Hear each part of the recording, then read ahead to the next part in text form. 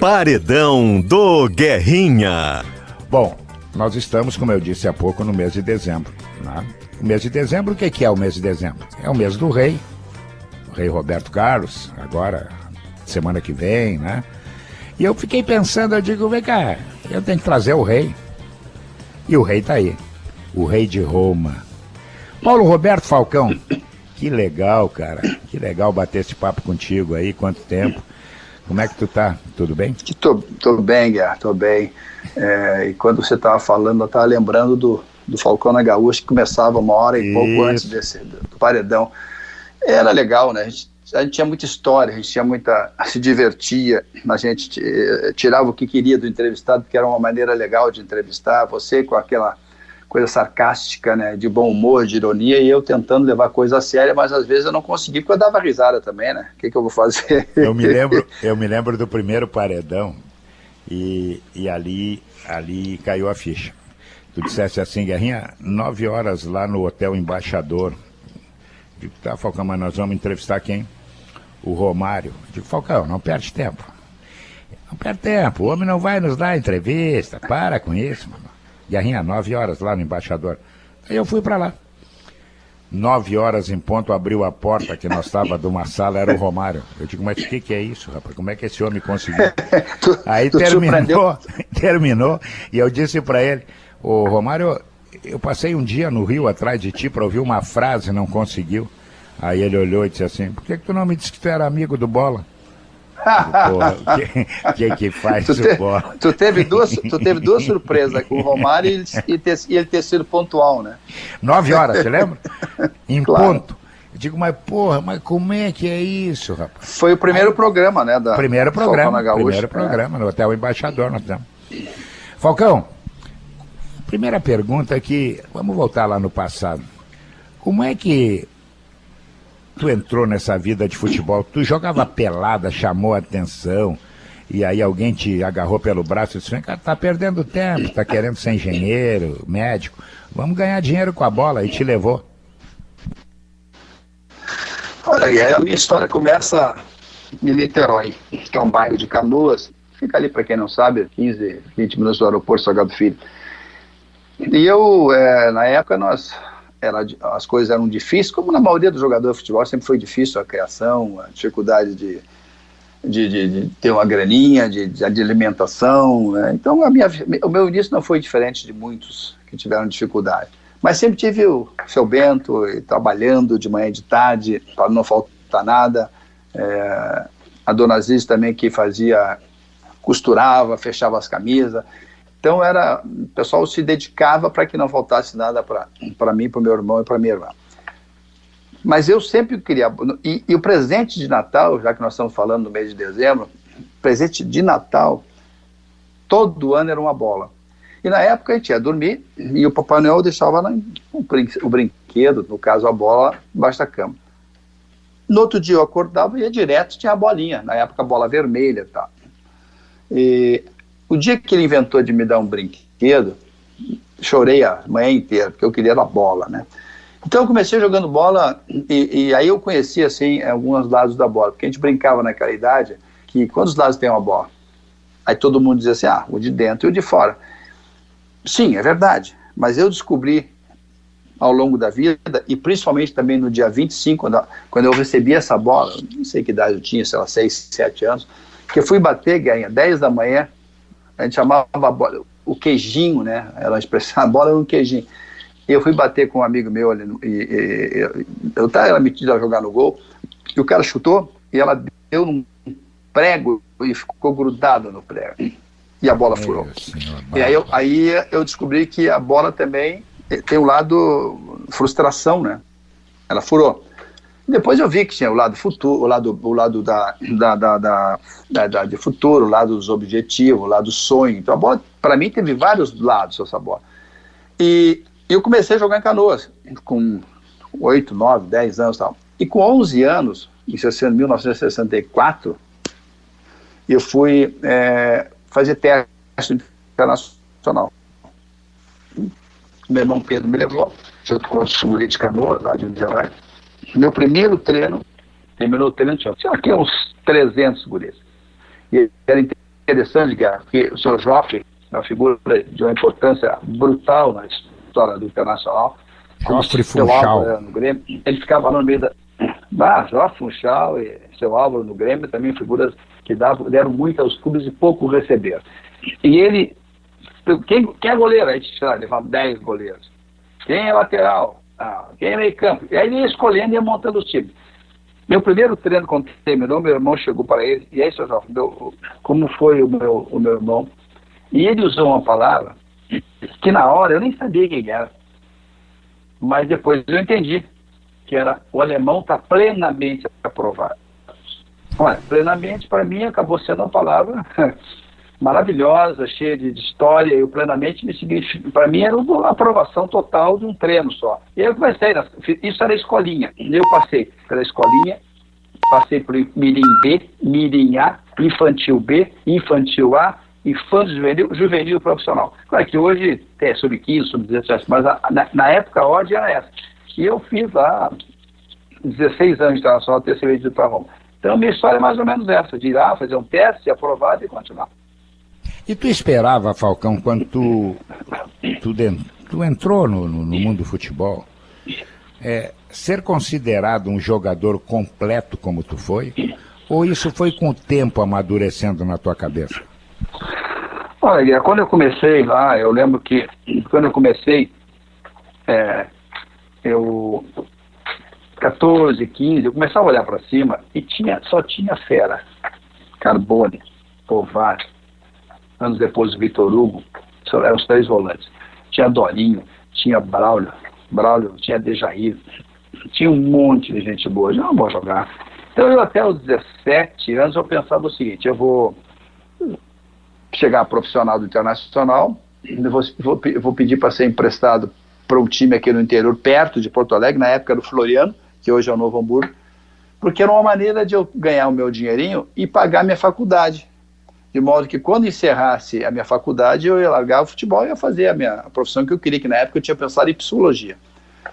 Mas depois, aí com 18 anos mais ou menos, aparece o seu Antoninho, treinador da seleção brasileira da categoria, e pede para ver uma batida de bola minha e do Manuel, que era no centroavante. E aí eu fui para lá, era incrível, que era todo mundo de férias. Eu peguei uma bola e o Manuel vinha para cima de mim, driblava, eu driblava o Manuel, tipo assim, um jogo individual, eu contra ele contra mim. E eu fui convocado para a seleção brasileira de Cannes. Nesse momento, Guerra, estalou, devo jogar alguma coisa. Eu estou sendo convocado para a seleção brasileira da categoria. Não tinha televisão, não tinha jeito de ver. A única coisa que tinha era a Taça São Paulo. Era um torneio que tinha para se mostrar. Então era uma raridade isso. Quando eu sou convocado, aquilo me deu assim, eu devo jogar alguma coisa. Se eu estou na seleção brasileira, eu devo jogar alguma coisa. E aí eu explodi. Aí eu digo, agora é comigo mesmo. Que eu tive esse start de um treinador da seleção. Então ali começou a eu acreditar um pouco mais, né? E fui subir já com personalidade, já querendo ser titular, e aí eu fui encarando a vida graças a esse momento que me passou o Antoninho. Tu vê só, Falcão, a tua bola era tão redonda que naquela época até não tinha essas negociações como tem hoje, que é a rodo para a Europa, né? E tu acabou indo para Roma, né? Tu não era mais criança, tu não era um 27 menino. anos. 27, pois é. Futebol italiano, competitivo, pegado, né? E aí foi para Roma. E na Roma, sei lá, ganhou um título aí chamado Rei de Roma, não pode pisar lá no Roma que todo mundo para o jogo. Quer dizer, não foi por acaso o que aconteceu na tua vida, foi porque tu conhecia muito. É assim, eu tive... Eu até brinco, né? Quando falo de Rei de Roma, eu digo, a vaidade adora, mas a inteligência não. E foi interessante porque jogando aqui, né? Depois de quando a gente foi campeão 3 vezes, tive momentos espetaculares, ganhei 2 bolas de ouro, que aliás, uma das bolas de ouro que eu ganhei da revista Placar foi a maior média da história, eu não sabia disso, fui saber 3 anos atrás, quando eu fui entregar a bola de ouro por Jô lá em São Paulo. que me convidaram aí, a apresentadora e o apresentador disseram. Conseguisse achar o Jô. É esse. Tava até bem vestido. E eu cheguei, conversei, aí ela disse, olha, se esse ano foi uma briga para a bola de ouro, em 79, o cara ganhou de braçada. Eu tive uma média de 9,25. Tipo assim, nem em OSPB eu tirava isso, nem em moral e cívica eu tirava no colégio. Imagina, se eu tirasse 7 num jogo, eu tinha que fazer 3,10 para manter a média. Então foi um negócio assim, teria ganho também a bola de 76, mas eu tive um jogo a menos. Tinha um regulamento que tinha que jogar tantos jogos, eu joguei um jogo a menos. Aí foi bem entregue a bola para o Elias Ricardo Figueiredo, meu parceiro. Uhum. Então, e quando eu terminei isso todo, eu fui para Roma. A minha primeira impressão foi o seguinte: eu vou chegar numa cidade, o futebol é mais frio, deve ter lá talvez meia dúzia de jornalistas, algum diretor da Roma, e pronto, né? A minha cabeça saiu daqui assim. Quando para o avião, dia 10 de agosto de 1980, 9h35 da manhã, na Alitalia, quando eu abro a porta, abrem a porta do avião, não tem ideia o que tinha de gente ali. Aí quando eu saí, passei, que foi a primeira surpresa, já botaram o cachecol da Roma, o maço de flores. Aí quando eu saí, segundo diziam os jornais, tinha mais de 6 mil pessoas no aeroporto. Tá? E era um domingo de verão, era um domingo de tipo assim, mete 10 de fevereiro para nós. E eu sempre tive bem da minha cabeça assim, não é porque era o Falcão, era uma esperança. Uma esperança que naquele momento chamava Paulo Roberto Falcão, porque eles conheciam pouco da gente. É bom que se diga que a Roma não ganhava, né? 40 anos que não tinha ganhado o campeonato. E era o seguinte, então, não era o Falcão, era alguém que era uma esperança, né? Chegou o senhor Esperança. E a gente conseguiu já naquele ano, aliás, no final de semana, no dia entre 9 e 10, eu tive lá fui convidado para participar de uma homenagem que fizeram ao Paulo Rossi lá em Zurique, na FIFA. Fomos eu e o Júnior representando o pessoal de 82, estava lá todo mundo deitado, estava lá o Cabrini, o Gentili, o Bruno Conte, o Tardelli, o Altobelli, enfim, e mais a família do Paulo Rossi e tal. E fomos muito bem recebidos, e a gente, quando tu chega num lugar desse, aí tu nota assim, aí se falou muito de um gol, o Bruno Conte, muito, muito divertido, olhava pro Gentili, pô, vocês roubaram aquele jogo nosso. E foi realmente uma vergonha, viu, Guerra? Nós tivemos um gol contra a Juventus, nós estávamos 1 ponto atrás da Juventus, faltavam 3 jogos para terminar, inclusive esse jogo com a Juventus, em Torino, e nós fizemos um gol e o cara anulou, que seria praticamente o gol do primeiro campeonato na nossa chegada lá. Eu cheguei no campeonato de 80 e 81. E isso foi muito falado, então nós já poderíamos ter ganho o campeonato naquele ano. Mas não ganhamos, mas ganhamos a Copa Itália, ganhando da Juventus, que a Copa Itália, que é a nossa Copa do Brasil aqui, ganhando da Juventus na semifinal dentro do estado deles, 10 dias depois desse escândalo que fizeram quando nos tiraram o gol lá do Ramon Turoni, que era meu zagueiro. E depois ganhamos do Torino, na final fomos campeão da Copa Itália, que é a Copa do Brasil. Depois no segundo ano fomos terceiro colocado, no terceiro ano fomos campeão, e no quarto ano fomos segundo colocado, ganhamos a Copa Itália de novo, e perdemos a Copa dos Campeões nos pênaltis contra o Liverpool. Então, diante de uma situação dessa, um time que não ganha, claro que eles simbolizaram tudo em mim, mas não é isso, né? Nós tínhamos um jogador, o Proust, que era um grande centroavante, o Bruno Conte, que era um talento absurdo, nós tínhamos uns jogadores interessantíssimos, mas teve um momento que simbolizaram em alguém que chegou do Brasil, mas quando perguntam para mim, o que você fez? O que eu fiz, quer dizer, bola de calcanhar, fazer alguma coisa é fácil. O meu grande trabalho, eu acho, a minha grande contribuição foi o aspecto do vestiário, sabe, Guerra? De fazer os caras acreditar um pouco mais, né? E mais nele. Então, a gente conseguiu mexer nisso, quer dizer, e o Bruno Conte disse, num vídeo que ele fez no meu aniversário, que a Cristina organizou para mim e tal, que era de surpresa, fui para o lugar, tinha 400 pessoas quando eu fiz 50 anos, ele disse que eu levei a mentalidade ganhadora para eles, tá? Isso para mim é uma coisa muito importante. Talvez por isso que a gente tem esse reconhecimento, e a vantagem, né, Guerra, daqui tem que matar um leão por dia. Lá, se matar um leão, o pessoal reconhece sempre. E eu tenho uma grande admiração e torço demais pela Roma, e gosto da Itália, torço para a seleção brasileira, mas a segunda seleção que eu torço, quero que ganhe sempre, é realmente a seleção italiana. E a vinda para o São Paulo, Falcão, já foi com planos de limpar o armário, de parar com tudo? Como é que foi? A vinda para o São Paulo, ela se deu assim. Eu estava lá, né? Quando eu vim para o São Paulo, eu imaginei a facilidade da seleção brasileira, né? Eu cheguei no São Paulo em setembro, aí o campeonato terminou em dezembro, a gente foi campeão paulista, e aí eu me apresentaria na seleção a partir de janeiro, começar a pré-temporada. Então, era para depois voltar para a Europa, o passe era meu. Mas aí depois, na seleção, foi uma seleção complicada, 86, né? Foi bem diferente de 82. 82 nós tínhamos um ambiente muito apropriado. 86 nós tivemos muita dificuldade na relação de grupo.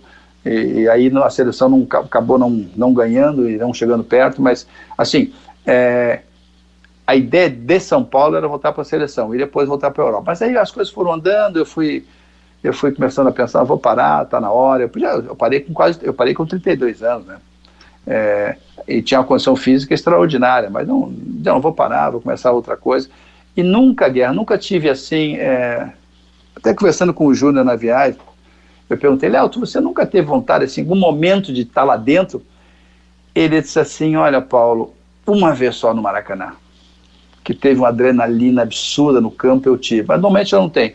E tu? Ele perguntou, olha, eu brinquei, eu tenho muita vontade quando eu vejo os volantes jogar para trás. Aí, é verdade. Como é jogar para trás, aí eu fico muito nervoso vendo o jogo. É muito para trás, Guerra. É muito para trás, para trás, para trás. Tem razão. E isso me deixa muito irritado. Enfim, mas eu acho que... E aí parei, né? E aí veio em 86 isso. Comecei a trabalhar, fui para 87. Calma que isso nós vamos tocar depois. Calma, tá certo. Calma. Até porque passou rápido o primeiro bloco, né? Quando tem história, fica fácil. Era fácil dentro do campo, agora tá fácil fora do campo, coisa boa. Qual que é o palpite com razão, e eu acho que tu gosta, né? Palpite com emoção, que tu também gosta. E palpite com diversão nem se fala, todos gostam, né?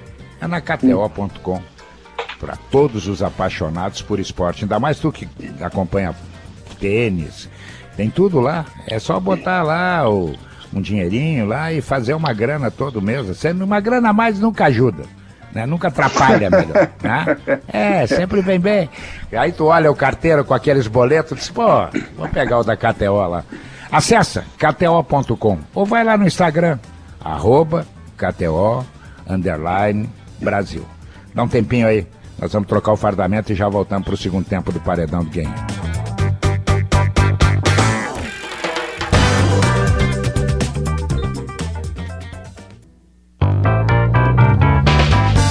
Estamos de volta com o Paredão do Guerrinha. Eu estou conversando com Paulo Roberto Falcão, que contou toda a sua trajetória com a chuteira nos pés. Aí terminou a vida de jogador e a primeira oportunidade como treinador é aquela que todo treinador sonha, na seleção brasileira, hein, Falcão? Pois é, Guia, na realidade eu nunca pensei em ser treinador naquela época. Eu pensei, mas eu tinha na minha cabeça, lá no fundinho, lá na cabeça, o seguinte, se eu tiver que começar como treinador, eu quero começar com a seleção brasileira. E foi o que aconteceu. Mas eu sempre, quando eu jogava, eu já tinha essa maneira de ver o futebol. Eu entrava no campo e no início, assim, eu dava uma olhada, dava uma estudada para ver se aquilo que nós tínhamos treinado, se aquilo que o treinador tinha proposto, se aquilo que foi desenhado na semana estava acontecendo. Então eu ficava muito mais de observador, os meus 5, 6 minutos e tal. Isso aflorou muito na Itália, que era um futebol muito tático, de muita marcação. Se jogava na época sempre um catenaccio na maioria dos times, que é a retranca e jogar em contra-ataque. E isso amadureceu muito o meu sentido de tático. E o Lidon, que era o meu treinador, ele me dava muitas condições para fazer isso. Aí ele me dava muita liberdade. Então, conversando com ele sempre, ele me dava e eu ficava olhando. E isso foi crescendo em mim. Depois eu trabalhei com o Eriksson, que foi treinador da Inglaterra, começou no Benfica, trabalhou na Lazio, em vários grandes times, e ele deu uma entrevista que eu tinha sido o jogador taticamente mais importante que ele conheceu. E a gente fala hoje, Guerra, de 4-1, 4-1, 4-1. O Erickson fez isso só em 85. Nós estamos falando de 36 anos atrás, né? Ele fez isso já. Então era 4 no atrás, eu, o primeiro jogador de meio campo, fazia uma linha de 4 e um jogador na frente. Então eu comecei a conviver com um sistema de jogo diferente, né? Eu fui levado para Roma para tentar ajudar o Lidon para fazer uma marcação por zona, porque lá jogava-se marcação homem a homem. Então era marcação por zona, saindo para fazer linha de impedimento. Então eu tive muita preocupação com isso. E melhorei nesse aspecto tático também. Então depois, para ir para treinar, não foi difícil. Claro que a época, a safra não era a safra extraordinária. Nós tínhamos muita dificuldade. Tu até foi chamado para renovar, né? Isso, e aí eu levei Cafu, levei Márcio Santos, levei Mauro Silva, Leonardo, Adilson, que fez muito sucesso aqui no Grêmio, o Kleber, que foi super campeão no Palmeiras, Mazinho Oliveira, que depois que veio para cá no Internacional, foi jogar no Bayern, Luiz Henrique. Eu poderia te dar uma lista enorme, só que eu falei esses primeiros 4 que eles foram campeões do mundo com o Parreira depois, e o Parreira foi muito, muito, muito decente, e que ele sempre foi, ter reconhecido que foi o trabalho feito de um ano lá, porque isso acelerou e facilitou, inclusive, a escolha de jogar, porque eu fiz um laboratório, Guerra, de setembro até dezembro, e ele deu para ver os jogadores que poderiam continuar na seleção. Tinham outros que poderiam, mas aí tinha a rivalidade, né? Quer dizer, tinha o Mazima lá na frente, o Bebeto, tinha o Romário, então, e ele conseguiu reconhecer isso e levou o time, acabou sendo campeão com jogadores que foram, não digo descoberto, né, porque a gente apenas dá oportunidade. E isso foi legal, porque deu uma... E aí da seleção, eu fui para a América do México. E aí eu, indicado pelo Lídio Toledo, eu nunca tinha perguntado para ele, Guerra, por que ele tinha me indicado para um empresário que perguntou para ele quem ele indicaria para trabalhar na América do México. E um dia eu já estava na Globo, voltando de um trabalho da seleção brasileira, estávamos ali, Galvão, Lídio, Zagallo, nós estávamos conversando, e eu digo, Lídio, deixa eu te perguntar uma coisa. Eu tinha sido meu médico também quando eu joguei na seleção, e foi meu médico também quando eu treinei, nesse período que nós estamos falando. Eu perguntei, o senhor me indicou, mas eu olhei para ele, Paulo, ele me deu um elogio, e não sou eu que estou falando, Guerra, mas é ele que falava, disse o seguinte, olha, eu estou no futebol há mais de 40 anos. Tirando esse cara aqui, ele apontou para o Zagallo, que é meu irmão, eu nunca vi alguém com a tua capacidade de passar o que tu quer para o time. Eu nunca vi alguém com o teu discernimento. Porque teve uma situação lá, a seleção foi muito criticada, Guerra, nos primeiros jogos. Isso classificou uma dificuldade, assim, complicada. E aí, muita crítica, né? E o pessoal chegou no vestiário, aquelas coisas, vamos sair lá agora, vamos criticar, vamos dizer, estão secando essa imprensa de lá. Estava só nesse nível. E eu deixei passar, os caras tomar banho, e digo, gente, vamos sentar um pouquinho, quero conversar com vocês. E sentou todos os jogadores, digo, eu vou dizer uma coisa para vocês, eu já tive nessa situação. Realmente, o pessoal, alguma gente aí bateu demais, tal, uma seleção nova, mas eu vou dar uma sugestão para vocês, façam se vocês quiserem. Não batem de frente. Saem lá, falem na família, falem no filho, na mãe, falem na felicidade de estar nas finais ficou Brasil, Chile, Argentina e Colômbia. Vamos falar disso. Não, de repente, tem gente que também falou bem de vocês na imprensa, reconheceu o esforço, sabe, com a seleção nova. E isso eu acho que o Lídio reconheceu, Ganha. Nessa conversa. Eles saíram, sim, e ele me deu um abraço. O Vital Batalha, que era o Vital Batalha, tinha 10 prêmios ESSO, que era o jornalista, o assessor da imprensa. Sim. Então, assim, e acho que por isso que ele indicou. E eu, como treinador, eu gosto de coisas um pouquinho diferentes da mesmice. Claro, você tem que ter jogador, você tem que ter apoio, né? Eu tive, nos times que eu participei no Brasil, apoio eu tive do Esporte e do Bahia, né? O diretor me deixava trabalhar, não tinha ninguém olhando o treino, e vice-versa. E isso faz com que tu te sinta resguardado, né? E no esporte a gente conseguiu fazer lá uma campanha, segundo os dados estatísticos do próprio esporte, foi a maior campanha da história de pontos corridos do esporte. No Bahia, O Bahia foi campeão. Depois de 10 anos sem ganhar, 8 anos ganhou vitória. Quer dizer, então assim, onde deu para fazer um trabalho, onde teve tempo, onde teve assim, eu te diria, parceria, né? Eu tive no Bahia, eu tive o Paulo Angione, a grande figura, que foi quem criou todos esses diretores executivos que começaram com ele. E no esporte eu tive o presidente, que ajudava muito, e tive o Ney, que era o diretor executivo, sabe? Então foi muito bom. Eu acho que eu me realizo muito no dia a dia. Eu realizo muito na cobrança de falta, de ensaiar uma cobrança de falta. Gosto de um time que tenha coisas ensaiadas. Acho que o time tem que sair jogando, mas também se você não tiver jogador para isso, você tem que criar uma situação para não criar problema para a tua defesa. Então eu me dedico muito, né, muito a esse momento de conhecer o jogador. Eu tenho há mais de 20 anos de análise. Isso me dá uma facilidade de entender o atleta, isso me dá uma capacidade de entender o emocional do atleta, do jogador, né? E isso ajuda muito nessa relação. Então, além do tempo de jogador, né? Que lida com pessoas diferentes, né? Claro. Sim, é um grupo diferente. Tu não precisa, é difícil, isso é que nem em qualquer rádio, qualquer jornal. Você tem pessoas que você se identifica mais. Agora, o treinador tem que criar uma situação de se identificar com todos, né? E ter capacidade de entender o treinador, Falcão, eu tenho uma opinião, ele tem que se dar melhor com os reservas do que com os titulares, porque na reserva tem beicinho, né? O cara que foi meu parceiro, tá? Meu irmão, o cara que sempre disse, olha, valorizou muito o meu trabalho, porque ele disse que eu tirei ele de um lugar, ele falava de mim como se eu fosse o Deus na terra. O Mário Sérgio, teu grande amigo, ele também fazia isso.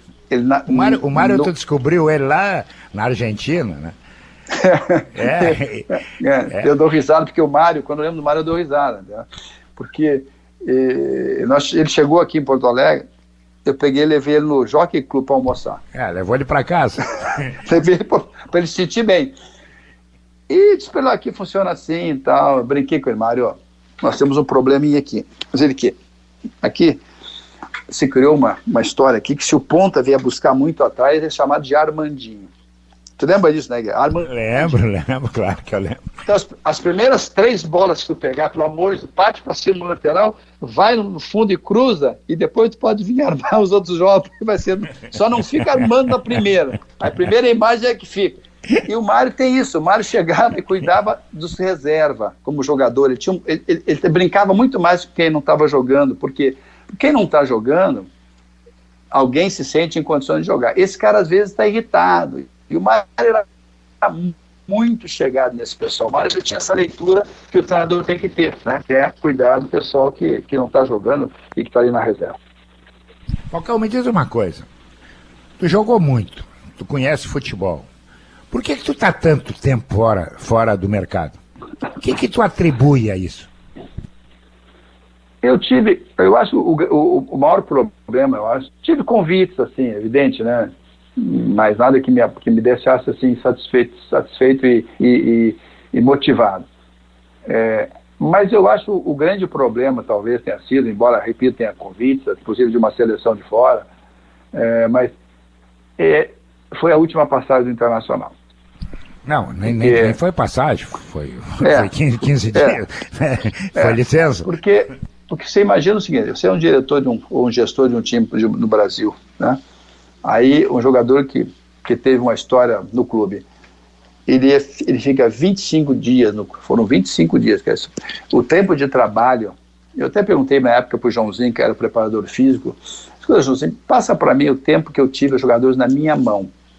Não vale quando ele estava contigo na parte física, mas comigo, Guerrinha, eles ficaram comigo em 25 dias, 12 horas. Isto é, tu pega um ônibus aqui à meia-noite, 12 horas depois tu chega em Curitiba. Foi o tempo que eu tive na mão. Enfim, sem jogador na seleção e tal, enfim. Então, assim, ó, isso do trabalho, o cara é demitido de um time depois de 5 jogos, então alguém deve pensar, pô, o que aconteceu de grave para o cara ser demitido em tão pouco tempo, tendo toda essa história internacional. Agora, eu também digo sempre o seguinte, eu não queria ser mantido como treinador de um time porque eu fui jogador desse time e tive sucesso. Não, eu quero ser analisado como treinador. Perfeito. Mas tu tem que ter um respeito pela história. E eles não tiveram. Concordo. Falcão, me diz uma coisa. Tu pensa ainda em voltar a treinar? Tu pensa em voltar para a imprensa, onde eu ouvia dizer assim, o Falcão dá de velho nos comentaristas, realmente enxergava demais. O que tu pensa em fazer? Olha, eu penso em continuar trabalhando como treinador. Embora alguns amigos meus, vários deles, Kleber, Galvão, aqueles amigos do futebol tal, outros amigos meus mais jogadores de tênis, parceiros de tênis, pô, tu tem tudo para ser um diretor executivo, né? Tu tem história, tu tem conhecimento, tu vai saber escolher o treinador em base às características dos jogadores que tu tem, tu vai ser um cara importante pro treinador, porque vai ter alguém que vai dar respaldo, pô, a imprensa te respeita, tu é um cara que trabalhou na imprensa 30 anos quase, ou mais. E eu comecei aí, sabe, pensar também nessa possibilidade, tá? De ser aquele que segue a política do clube e que, evidentemente, que escolhe o treinador, os jogadores, junto, evidentemente, com o presidente, que tenha o financeiro do lado e o marketing do lado. Porque eu acho que é importante conhecer a finança do clube e ter o cara do marketing e a parte política. Então eu comecei a pensar assim, vagamente, né, de abrir essa possibilidade também de ser aquele jogador, aquele manager de um clube. Então seriam as duas condições. Eu agora, por exemplo, estou falando contigo, eu estou na minha frente com um livro que eu comprei há algum tempo na Itália, que é um texto interessante. Eu tenho aqui, sei lá quantos livros de tática, de falta. Então, aqui eu estava vendo aqui, estava até lendo esse livro aqui antes de começar a nossa entrevista, que é a construção da manobra e a organização dos movimentos de defesa e de ataque no sistema 4-4-2, 4-2-3-1, 4-3-3, 4-3-1-2 e 3-4-3. Quer dizer, como é que se organiza, como é que você se protege, quais são as dificuldades, quais são as coisas boas. Isso é minha leitura quase que diária, né? Quase que diária, porque é uma coisa que eu gosto. Agora, voltar à televisão, eu adoro rádio, né? Pô, acho que o rádio te dá uma velocidade de raciocínio incrível, né? Então, eu acho que algumas coisas que eu tenho hoje na minha atividade, como resposta rápida, raciocínio rápido, o rádio me ajudou muito nisso. Mas eu, no momento, claro, surgisse uma possibilidade para mim trabalhar na Copa do Mundo, de repente, no Catar, que é aquele período de um mês, pode ser. Mas no momento o que eu gostaria mesmo é de continuar como treinador ou essa possibilidade que eu te falei. Que legal. Falcão, nós chegamos ao final do Paredão do Guerrinha e eu vou te fazer 2 perguntas que eu faço para todos os meus convidados. O que tu fez na tua vida pessoal ou profissional que tu não deveria ter feito? E o que tu ainda não fez, mas tu quer fazer? Quanto tempo eu tenho para pensar? Não. É isso. O que eu quero fazer... O rádio te deu tirocínio? Isso. Eu gostaria de continuar como treinador e tivesse a possibilidade de ter um trabalho um pouco mais longo, que eu pudesse montar o meu grupo de jogadores. Eu não quero mais do que 23 goleiros. Preciso de 35, não preciso de 40 jogadores. Me dá 23 mais 3 goleiros e o resto eu uso a categoria de base. Agora, o que eu... talvez tu não deveria ter feito? Talvez o que eu não deveria ter feito é ter aceitado o Internacional nessa última passagem. Porque eu não conhecia muito o grupo, eu jamais imaginei que seria convidado para o Internacional, por motivos que não vem ao caso. Então, o meu olhar era sempre em cima de outros jogadores, de outros times e tal. Mas, embora conhecesse, evidentemente, o time do Internacional. Mas eu acho que eu não esperava que eu assumisse numa quarta-feira, jogasse domingo, no outro domingo, quinta e domingo fosse demitido. Isso realmente para mim, pensando hoje, né, eu talvez não tivesse assumido. Então tá. Falcão, obrigado pelo papo, foi um papo curto, um papo maravilhoso. A gente vai voltar a conversar, né, e vamos torcer para que tu realize de novo esse teu sonho, seja como treinador, como diretor executivo. Capacidade tem, meu amigo, entendeu? Agora, não é pegar qualquer barca, né? Barca furada, não é legal, né? Isso eu já aprendi. Não é legal.